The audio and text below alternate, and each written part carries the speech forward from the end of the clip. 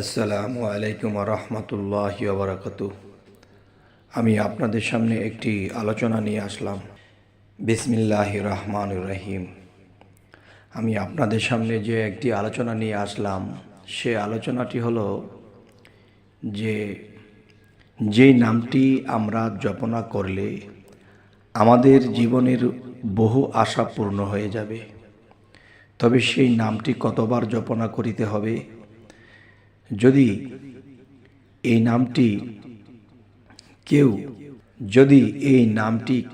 ৪,৩৫৬ বার করিয়া ৪ দিন পর্যন্ত জিকির করিতে পারে, সেই ব্যক্তির মনের সকল আশা পূর্ণ হবে।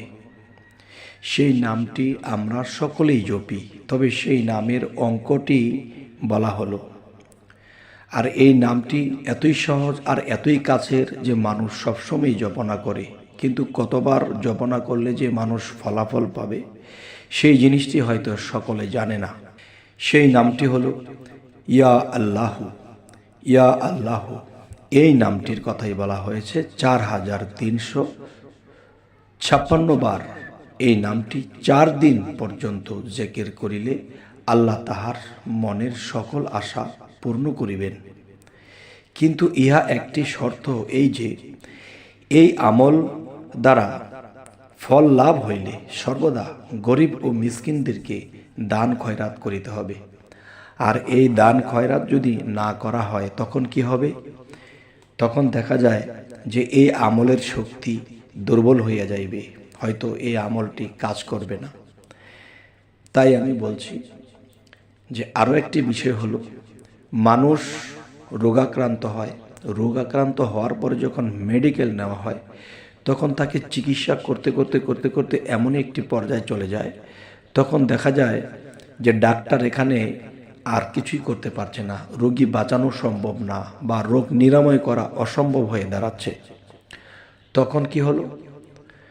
তখন দেখা যায় এই নামটি ইয়া আল্লাহু, শুধু আল্লাহ নয়, ইয়া আল্লাহু ইয়া আল্লাহু এই নামটি যদি জিকির করিতে থাকে ৪,৩৫৬ বার পর্যন্ত যখন এটা জপতে থাকিবে, তখন দেখা যাবে যে অসাধ্য কাজগুলো সাধ্যে এসে যাবে। আর এই নাম এত বড় একটা ঔষধ, যদি কেউ কাজে লাগাতে পারে তার জীবন ধন্য হয়ে যাবে ইনশাআল্লাহ। এবং জুমার দিন নামাজের পূর্বে নির্জন স্থানে বসিয়া ২০০ বার এই নাম জিকির করিলে মনের বাসনা পূর্ণ হবে। আমি আবার বলছি, জুমার দিন নির্জন স্থানে বসিয়া কেউ যদি এই নামটি ইয়া আল্লাহু ইয়া আল্লাহু এই নামটি ২০০ বার জপনা করে, তখন কি হবে? যে তার মনের বাসনা পূর্ণ হবে। হযরত রাসূল করিম সাল্লাল্লাহু আলাইহি সাল্লাম আরও বলেছেন, সকল জিকির হইতে আল্লাহ নামের জিকির সর্বোত্তম। তিনি আরও বলিয়াছেন যে ব্যক্তি রাত্রিতে আল্লাহর নাম জিকির করে তাহার অন্তরে এবং মৃত্যুর পরে কবরে নূর অর্থাৎ আলো চমকিতে থাকিবে। সুবহানাল্লাহ।